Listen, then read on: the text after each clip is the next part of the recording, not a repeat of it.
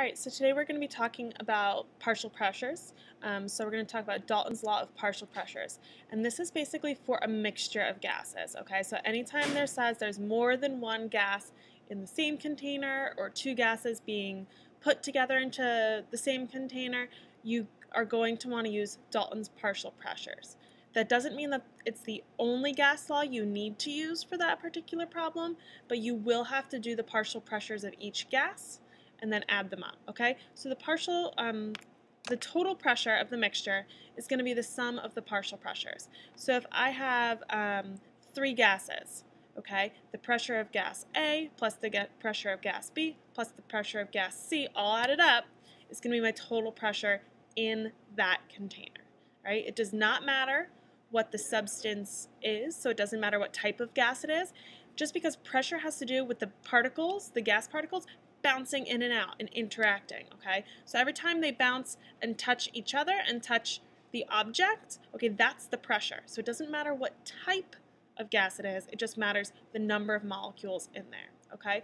So Dalton's partial pressures also assumes that we've got a constant temperature and then we've got a constant volume. So if you're changing either of those things, you're going to have to do either Charles' law or Boyle's law to get some info before using your partial pressures, right? So we're going to do two examples. The first one's pretty straightforward. The second one is an example of needing to use a second gas law along with the Dalton's partial pressures, all right? So first example, we've got a mixture of gases. So as soon as you see that mixture, you're going to write out your formula. Pressure total equals the pressure of the first gas plus the pressure of the second gas. And in this case, we've got oxygen, nitrogen, and neon. So we've got three gases plus the pressure of the third gas, all right? So we know our total pressure is 40.6 atm, so I'm going to label that PT. What is the partial pressure of the nitrogen? So we're looking for pressure of the nitrogen, assuming the pressure of the oxygen is 8.7 and the pressure of the neon is 16.1, all right? So my P total is going to be equal to the pressure of the nitrogen, which is what we don't know, plus the pressure of the oxygen, which we do know, plus the pressure of the neon, which we do know, okay? So we have, again, 3 out of the 4 pieces of information. So let's put this in here. So my total pressure is 40.6 atms. Got to make sure that you're using your units. And this can work with any unit, okay? It can be millimeters of mercury, atms, doesn't matter, right? We've got our pressure of our nitrogen, which is our X value. We do not know that. Plus the pressure of our oxygen, which is 8.7 atms. And the pressure of our neon, okay, which is right here, 16.1 atms. 16.1 atms. All right. So what you're going to do is you're going to just subtract 8.7 and 16.1 from your 40.6 and solve for Pn.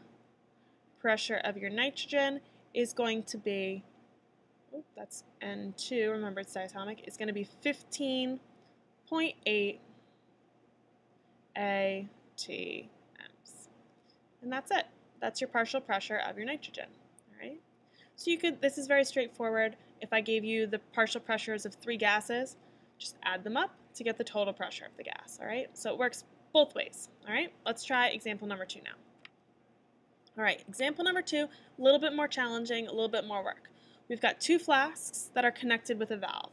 So up at the top here, I'm going to draw my 2 flasks. Here's where they're connected. I'm going to have one right here that's a little bit smaller. And we're going to draw one right here that's a little bit bigger. And I'm drawing that because I see that they have 2 different volumes, okay? And they're connected with this valve, all right? So flask A has a volume of 5 liters and contains 0.75 atms of nitrogen. Doesn't matter that it's nitrogen? No. Extra info, okay? We do need to know the pressure, though. The second flask, flask B, has 8 liters, all right, volume of 8 liters. It contains 1.25 atms, okay? of oxygen. Does it matter that it's oxygen? No, just matters the pressure inside there. Okay, so now what's going to happen is I'm going to open that valve. So now I'm going to have not two separate containers, okay, but I'm going to have one joint container. What's important to realize is that the volume is going to change. I went from two separate containers. Now we're trying to figure out the pressure when both gases are allowed to mix in this same space. So if I had 5 liters over here and 8 liters over here, I'm going to have a total of 13 liters as my total volume. Okay? So now what I'm going to do, because I'm changing the volume, I'm going to use Boyle's law. So I'm going to write that up here. Boyle's law is P1V1 equals P2V2. And what my game plan is going to be is to take the initial pressure of A in this volume and figure out what the pressure of A is when it's allowed to be in the 13 liters. Okay? Then I'm going to take the initial pressure of B, and then I'm going to see what is the pressure of B over the 13 liters. Okay, so I'll have two final pressures. Then I can use Dalton's partial pressure, take the pressure of A over the 13 liters, pressure of B in the 13 liters, combine them together to get the total pressure of A and B. All right, so I just talked you through that. Now we're going to try it. All right, so for A, we're going to take the pressure of, we're going to do P1, V1 of all A equals P, we'll call it 2A, times V, 2A. All right? So the pressure initially is 0.75 ATMs, and my volume is 5 liters. My pressure of 2A, I do not know, but I do know that it expands to a volume of 13 liters. All right?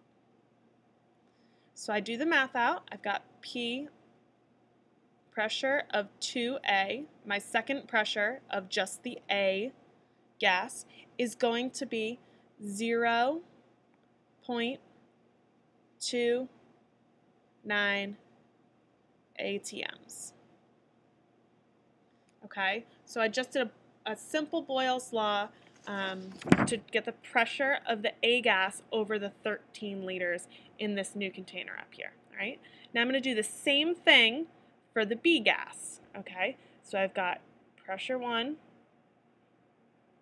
of B times volume 1 of B equals pressure 2 of B times volume 2 of B. Again, we know our initial conditions, we know the volume of our second conditions, we don't know that pressure. So our initial pressure of B is going to be 1.25 ATMs times my volume, which is going to be 8 liters. Okay, and that's going to be equal to pressure of 2B. I don't know, that's what I'm looking for. Pressure of 2B times the volume of 2B. We know that our volume is going to be 13 liters. And it really helps, guys, if you're drawing these pictures out. It'll help you to get that. All right? So next thing that you're going to do is you're going to take the pressure of 2B, you're going to do the math out, and you should get a pressure of 0.77 ATMs. All right? So now I have the pressure of A in 13 liters, and I've got the pressure of B in 13 liters, so all I have to do is use my Dalton's partial pressure. P total equals pressure of A, that's an A, plus the pressure of B. All right, so I'm going to have 0.29 ATMs plus 0.77 ATMs. And if you do the math out, which you should be doing along with me, I made a mistake last time, so make sure you do the math out with me, it's going to be 1.06 ATMs. right? And that is how you're going to use your partial pressures. So you notice you have to use Boyle law first, and then you can use your partial pressures. Nice work.